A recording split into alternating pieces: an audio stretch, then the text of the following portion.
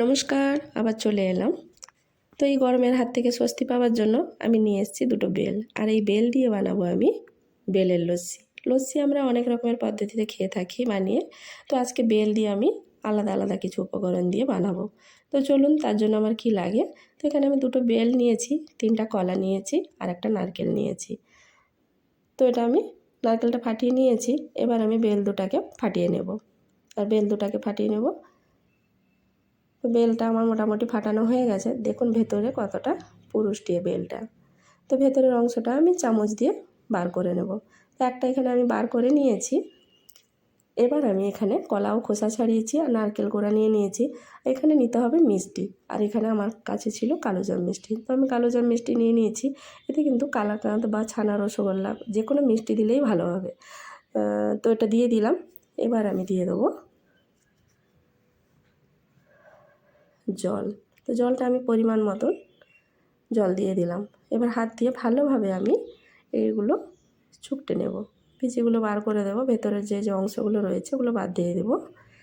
তো একটা ছাঁকুনির সাহায্যে আমি এটা ছেঁকেও নিয়েছি। তো জলটা আমার বেলের বার করা হয়ে গেছে। এবার আমি দিয়ে দেবো কলা। তো আমি 3টে কলা নিয়েছিলাম, 3টে কলা দিয়ে দিলাম। আর দিয়ে দিলাম মিষ্টি আর নারকেল কোড়া। এবার হাত দিয়ে ভালোভাবে আমি এটাকে চুকটে নেব। সব উপকরণগুলো আমি হাত দিয়ে ভালোভাবে মেখে নেব। তো মোটামুটি দেখুন আমার মাখাও হয়ে গেছে। তো এইভাবে এটা আমি তৈরি করে নিলাম। এবার আমি নিয়েছি এখানে আমন্ড আর কাজু বাদাম 2-3টা থেঁতো করে নিয়েছি। এগুলো উপরে আমি দেব। আর এখানে নিয়েছি বরফের কিউব। তো এখানে গ্লাস নিয়েছি, গ্লাসে আমি দিয়ে দিলাম 2 টুকরো বরফের কিউব। এবার আমি দিয়ে দেবো ওই বেলের লস্যিটা।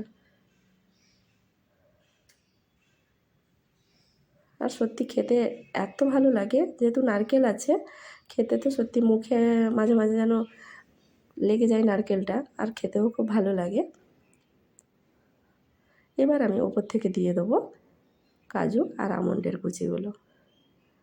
এই যে ঠান্ডা ঠান্ডা এই গরমে খেতে কিন্তু খুব ভালো লাগে, সত্যি অসাধারণ লাগে খেতে।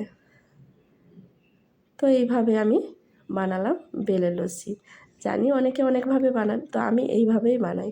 খেতে কিন্তু খুবই ভালো লাগে। ভালো থাকবেন, সুস্থ থাকবেন, সবাইকে ভালো রাখবেন। দেখা হবে পরের কোনো ভিডিওতে।